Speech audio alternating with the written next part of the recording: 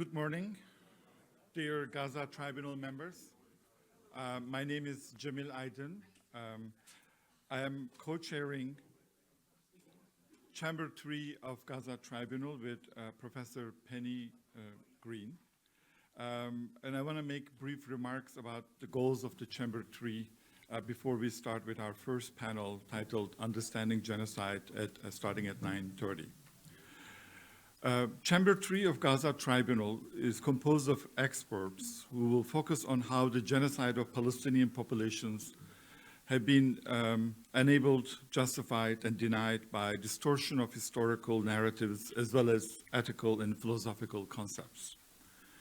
Given the attempts to create laws against genocides and having historical reckoning and atonement for past mass crimes in World War II by the international community, symbolized by the slogan, "Never Again," current crisis seems like an upside-down world.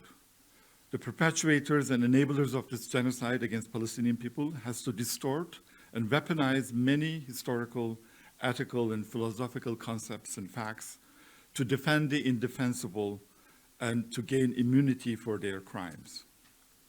Chamber 3 of Gaza Tribunal aims to clarify how and why the global community failed to morally denounce, indict, and stop a genocide in the first quarter of the 21st century, despite our humanist claim of moral improvement and determination to stop and prevent genocide since the UN Convention on the Prevention and Punishment of Crimes of Genocide in December 1948.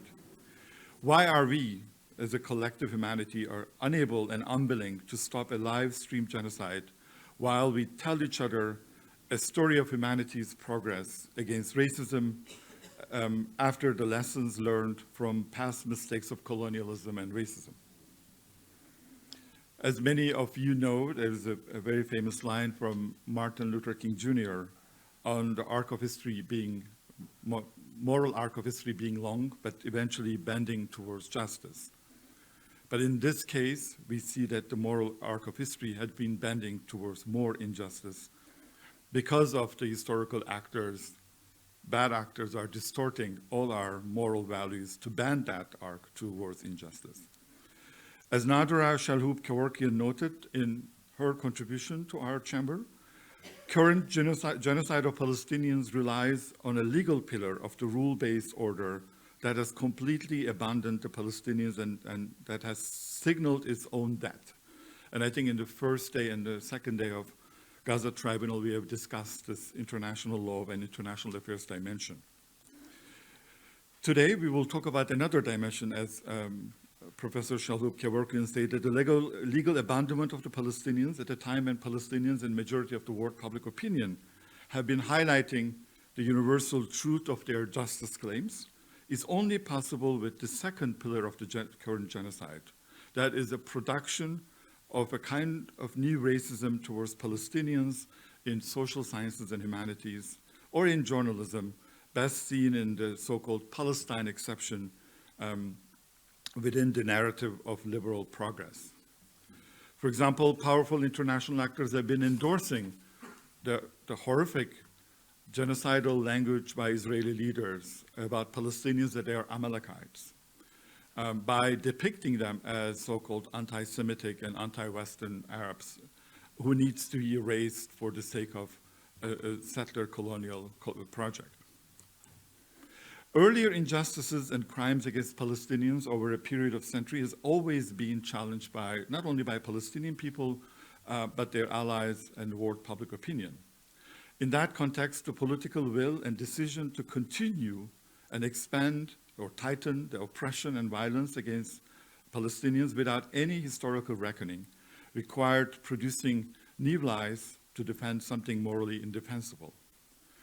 Thus, defense of the colonial oppression of Palestinians could only be possible by reinventing and expanding the toolkit of racializing Palestinian populations with outrageously inaccurate myths on Palestine in philosophy, ethics, and history. And that is the topic of Chamber 3 in terms of challenging these myths. The moral attempt to legitimize Israel's genocide as a battle of civilization and barbarism is a good example of this. And it was documented in 8 full pages of South Africa's submission to ICJ. Denial of injustices of Palestinians and enabling genocide includes fabrications of lies about Palestinian history, and we will talk about that, decontextualization of historical background of Palestine, and rejection of history itself, minimization of Palestinian suffering and death, as American presidents have been doing. We see this distortion in inversion of reality by denying starvation as a method of providing food, demonization of victims in a process of gaslighting, making the perpetrator a victim who must take preemptive revenge as a form of self-defense.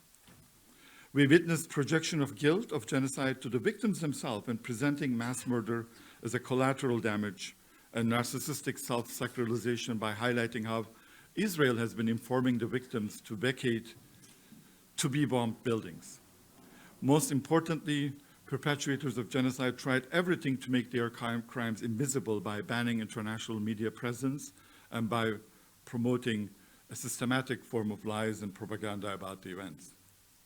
As Ilan Pappé wrote in his report, that the 1948 December UN Convention on the Prevention and Punishment of Crime of Genocide occurred just within months of Nakba of the Palestinian people. And their presence in the same year is actually telling about the denial of the Palestinian justice claims. Since then, justification of crimes against Palestinians have been formulated within liberal social sciences and humanities as well. That's, I think, one of the reasons why we have papers on philosophy and ethics. The same actors who, like in Germany, who claim to have a moral improvement and awakening of Europe and the West after the dark experience of Nazism and colonialism, are now endorsing similar crimes by Israel against Palestinian population, as we have seen in the horrendously scandalous remarks by Jürgen Habermas, German philosopher, just a week after the October 7 start of the genocide. In other words, some of the legal and institutional structure of the post-World War II international order and an intellectual history of post-World War II international system relied on the erasure of Palestinians and denial of injustices committed against them. And I can not think as a historian at any event in the 20th century that actually does not relate with the question of Palestine, whether in philosophy, in social science, or humanities.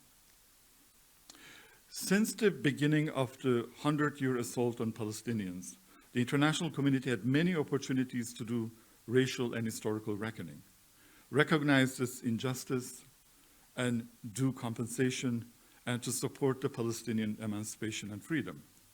Yet, what we are seeing, especially this year, or in the last 3 years, is that there were more injustices committed against them. And I think this is the big puzzle of this chamber. Chamber 3 members examines and critiques the reliance of the narrative of humanity's progress in the 20th century on the fabricated and inaccurate historical claims about Arabs, Palestinians, concepts and lies that the Zionist regime is using against Palestinian liberation, to understand why and how the current genocide of Palestinians are linked to the collapse of the international order and philosophical ethical foundation. I think this is because the very international order and international system that many actors are trying to uphold today have the foundational crack and hypocrisy of relying on a century of long lies and distortions. Thus, we need to understand why support for genocide and Zionism unites all political parties in the United States, from Trump to Biden. In fact, all parties in Germany, and a bizarre collection of extremist new right-wing movements from Hindu fundamentalists in India to the right-wing parties in Netherlands, England, and Germany. The same people who could call out immediately the sinister weaponization of history, lies and myths utilized by Vladimir Putin in invading Ukraine can produce very similar myths and lies about Palestinians and weaponize even the language of anti-racism, anti-Semitism to support and enable a genocide. In conclusion, the genocide in Gaza is not the only sign or symptom, of course, of the defects of the contemporary international order and the crisis we face as a humanity. We could refer to many other problems and to demonstrate the imperfect nature of the world order in responding to various justice claims from Kashmir to Myanmar. Yet the inability of the international institutions to respond to genocide in Palestine exposed a bigger foundational problem at the roots of the current international system and the world order, which is built over many lies and myths to justify current genocide.